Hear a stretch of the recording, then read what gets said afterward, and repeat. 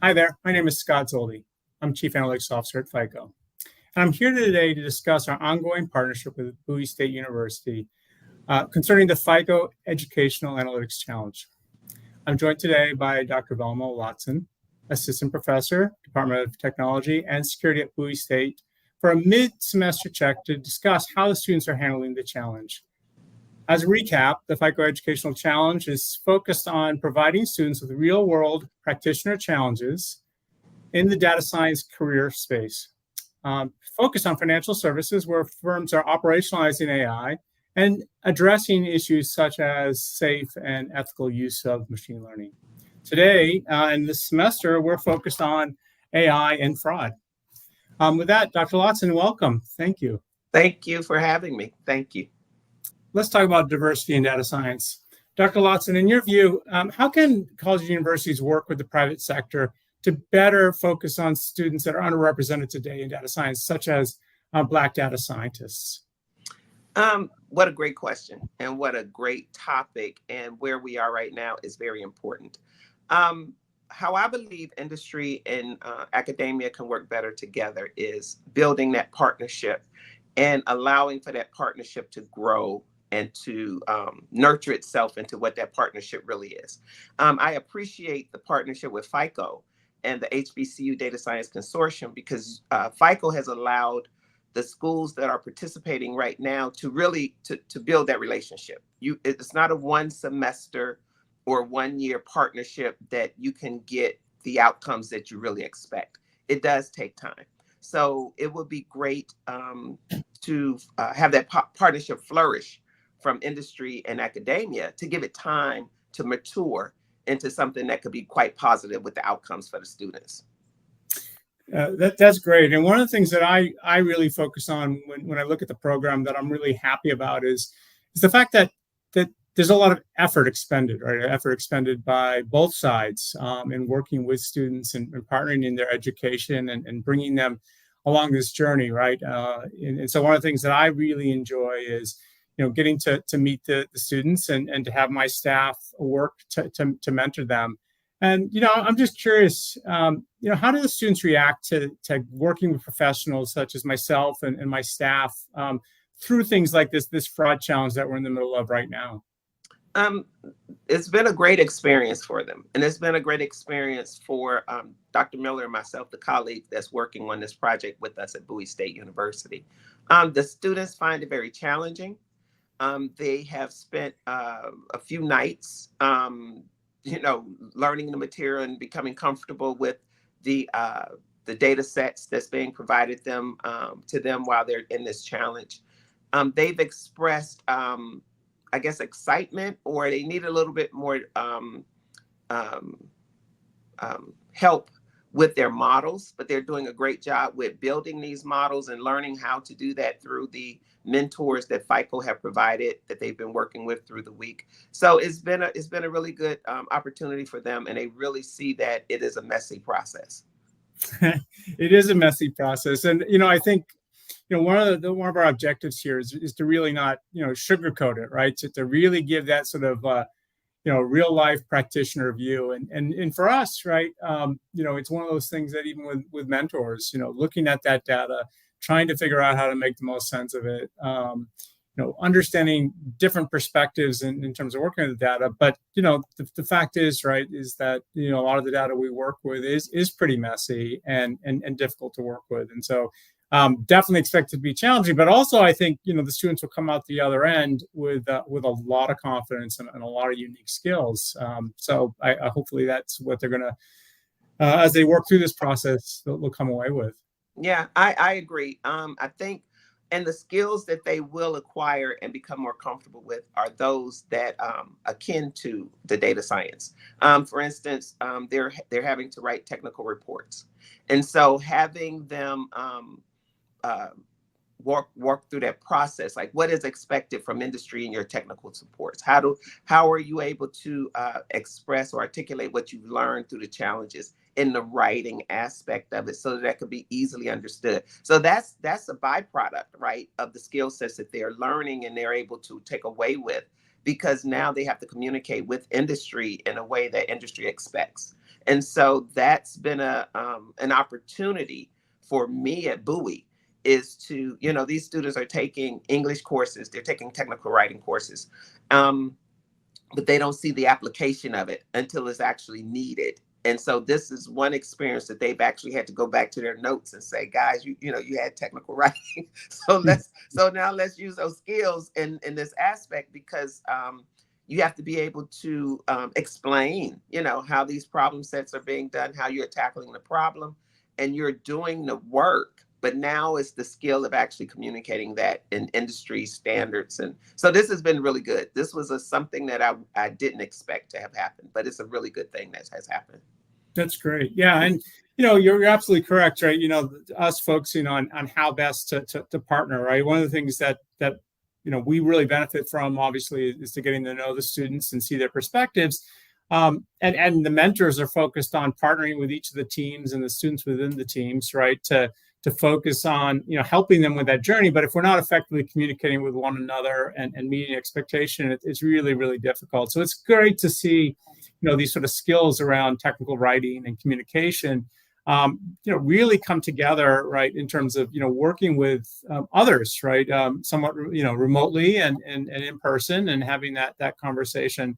And it's really important. In some sense, it doesn't matter how much good work we do. If we can't communicate and talk about that value, it really doesn't matter. So Scott, you tell me. So what are your mentors saying about the Bowie students in the challenge? Yeah, well, so the mentors are really thrilled, right? They all have a big focus on giving back. Many of them are of color themselves, and they find that it's very rewarding to work with them. I think one of the things that they recognize with Bowie State students is they're very, very bright, very well prepared, very professional. I mean, Bowie State and yourself, Dr. Latson, do an amazing job preparing these students to be professionals. And we're just amazed by the creativity and their ability to look at these problems and engage hard on them, right? And each time, we sit there and we learn something new, and we, in many ways, right, we've been at this for a long time, this is one of the reasons why we want to expose them to the problems that we work on, is because we get to learn from their creativity and the way that they look at this themselves. And it's a really great experience. I think it's for us, it's a great morale booster for our team, that we're focused on working through it, but we're also learning a lot from the students constantly. Nice. Very nice. Yeah. Glad to hear that. Well, and last year we all talked about, ethics in lending, and this year we're talking about fraud. And, it's also been really good for us to focus on how to, bring something as unique as, the analytics associated with fraud detection to students. So we've been challenged with improving our game also to make sure that we're being as effective as possible, making sure that these students are learning the methods and then delivering on those models. Yeah, sounds good. So the other thing I wanted to ask you about is, we're making a dent here, right? I mean, we're this is our year 2, and looking forward to year 3, planning it already. You're a tremendous partner, and I really appreciate that partnership. And we're making a small impact here, but there's a lot more that needs to be done industry wide. And so I was just kind of curious about, you mentioned earlier that things like what the FICO Educational Challenge is really helpful in that it engages directly with students, right? And we get that sort of opportunity to work together. And in fact, I announced an internship program that's coming out of this, where I'm going to specifically recruit many of the HBCU students to come intern at FICO and continue their development. But I'm just curious, as you look at the broader sort of universe of the HBCU environments, what else can be done to really start to address diversity in data science, particularly when it comes to Black data scientists and aspiring students? I think, Scott, that's a huge question. That's a really big question, but I think it's one that really needs to be tackled, and it may need to be tackled in pieces, right? And we can't eat the entire elephant. We have to maybe take off in chunks, right? And I think part of the challenge and what the HBCU Data Science Consortium is all about is recognizing that HBCUs have different characteristics. We're all serving the same community, but each one of us may be different. Bowie may be a little bit different than a Howard University because it's a much larger institution. a Maryland HBCU may be a little bit different than a South Carolina HBCU. So we all have our own unique identities as well. So I think what's really important to move forward is to blend all of these different diverse populations into data science. And one thing I think industry has to also realize is, for instance, one of the concerns with Bowie, and it's not a concern, is that our student population, although we have a GPA average of a 3.1, maybe most of our students are coming in with maybe a 2.5 or 2.7, right? And so very bright, very articulate, very able to, quite capable, but yet may not have the background that may be necessary to be the 3.5 or the 4.0 student that's necessary. So what I think is really important for our industry partners, again, is that long term. That's where FICO has been, right? This is year 2.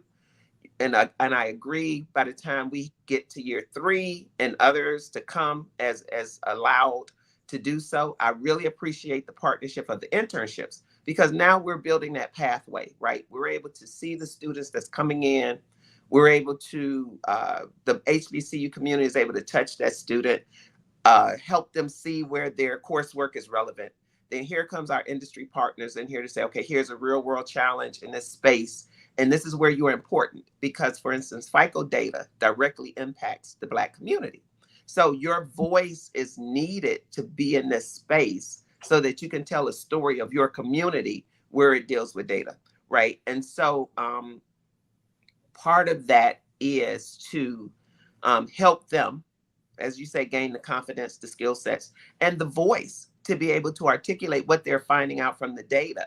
And if the data is truly not representative or is missing something, then they're confident enough in their skills and their abilities and their knowledge to be able to say, wait a minute, let's take another look at this way, so that we can now build models that are truly representative of all communities, right? So I think, I hate to keep, I think what you're doing is awesome. And I think this partnership and how you've actually expanded it to Alabama A&M, you're at Delaware State. So the commitment for FICO to go out to these different universities, you're seeing the differences in each university, even though it is a HBCU. Your team has been able to recognize, well, this is a little bit different for Alabama. Oh, okay, this might be a little bit different for Bowie. However, we can scaffold, right? We can build something that each of these institutions can take with them and then use it to build up their own programs. And it would be beneficial to the FICO and the industry at large, right? That would then have a diverse look to it. I really appreciate you bringing up the the fact that each of the HBCUs are different, and that was one of the things that was very clear in my interactions with each of the HBCUs that I've worked with so far. Is each have their sort of different scaffolding, right? Some have data science programs, some have really great external mentors and professors helping. Others focus more, let's say, on computer science, and some more on mathematics. And I think this is really, for me, one of the things that I really, impresses me is just the scaffolding that each of the HBCUs do put around these students. I mean, the amount of investment that you all have in those students as individuals and meeting them where they are is really important. And I reflect back on my days in college, and it was very different than these students' days in college, right? They have a lot of obligations at home. They have a lot of, obligations outside of home, right? And a lot of that takes some flexibility, right? And it takes understanding where they are and how to support them. But as you say, right, given the right sort of investment in the right way and really understanding them as individuals, which is really key for me, right, is to really try to understand each of the HBCUs as individual HBCU, but also the students themselves and really find, what's going to be most effective for them to grow on those paths, I think is really important. Probably not well appreciated, right? I think there's a lot of differences across the HBCUs.